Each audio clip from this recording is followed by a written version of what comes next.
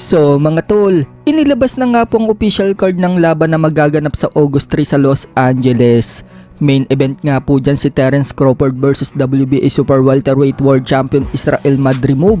Undercard naman po sina Isaac Pitbull Cruz versus Jose Valenzuela, Tim Tszyu versus Virgil Ortiz, Andy Ruiz versus Jarrell Miller, David Morrell versus Radivo, Andy Cruz versus Antonio Moran. So nagharap na nga po sa unang pagkakataon itong si Terence Crawford at kampiyon ng WBA Super Welterweight. Halos hindi po nagkakalayo ang laki ng dalawa mga tol. Umakyat na nga po ng 154 pounds si Terence Crawford at susubukang makuha ang titulong WBA ni Madrimov upang isa maging ganap na 4 Division World Champion. Bagamat kampiyon itong si Madrimov mga tol, lumalabas na liyamado itong si Terence Crawford, pero hindi po minamaliit ni Crawford ang kalaban mga tol dahil sinabi niya sa press con na nasa top daw itong si Madrimov at best daw ito sa 154 pounder.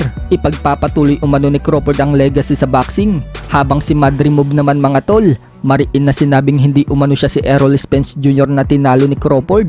Ibahin daw siya kay Spence. Nagharap nga din po si Isaac Pitbull Cruz at hard hitter na si Jose Valenzuela. Dedepensahan naman ni Pitbull ang titulong nakuha niya kay Rolly Romero. Mabigat din itong makakalaban ni Pitbull mga tol dahil may pambihirang lakas din ito. Pinatumba na nga po nito si Teofimo Lopez sa sparring. Paliwanag ni Pitbull, nakapokus muna daw siya ngayon na depensahan ng titulo. Pagkatapos, kung ano daw ang ibigay ng promoter niya, yun daw ang papalagan niya. Papalagan nga din po ni Pitbull mga tol si Ryan Garcia. Reaksyon naman niya sa laban ni Garcia kay Haney. Hindi umano siya bilib kay Garcia dahil sa pag-overweight daw nito. Hindi daw kasi seryoso si Garcia. Dapat maging focus daw ito sa pagkuha ng timbang. Bibilib sana siya kay Garcia kung nakuha daw na ito ang tamang timbang. Sa kabilang banda naman mga tol, Floyd Mayweather Jr. sinabi ang mali ni Devin Haney kaya ito natalo kay Ryan Garcia. Paliwanag ni Mayweather, hindi daw bumabato ng jab si Haney. Bumato man daw ng jab si Devin Haney, parang amateur umano ito bumitaw. Dapat kapag jumab ka daw, nakataas daw dapat ang kanang depensa mo. Ito nga po ang sample ni Mayweather mga tol. Jab. When you was jabbing, you was doing like this. I see you doing like that. We here. We here. Even if it's right here, even you got it right here, you jab, still right here. Okay? Not this. That's amateur. Dagdag pa ni Mayweather, dapat sa susunod na laban ni Devin Haney, magdagdag daw siya ng coach.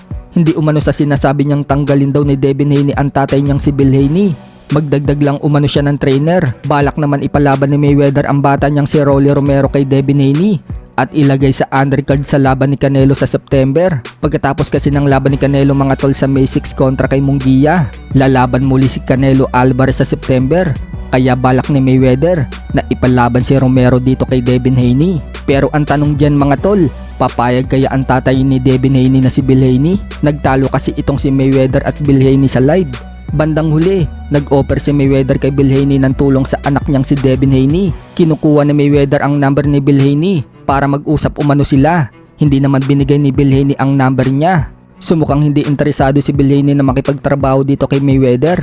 Sa ibang banda, binunyag naman ni Ryan Garcia mga tol na si Mayweather umano ang nag-utos sa kanya na mag-overweight siya ng 3 pounds. Pagmamalaki pa ni Ryan Garcia mga tol, masterclass umano itong si Mayweather. Sa ibang banda naman mga tol, Luis Nery, tumimbang na nga po ng 126 pounds. 4 pounds na nga lang po, makukuha niya na ang tamang timbang. Pero banat ni Luis Nery mga tol sa post niya sa kanyang Twitter, naghahanap daw sila ng kapalit. Ibig sabihin, naghahanap ang kampo ni Inoue ng ipapalit kay Luis Nery. So matuloy kaya ang laban nila ngayong May 6? Ano sa tingin nyo mga tol? Nagbanta po kasi ang kampo ni Inoue. Kapag lumagpas daw ng timbang itong si Luis Nery kahit nakatiting, mapipilitan daw silang palitan si Luis Nery.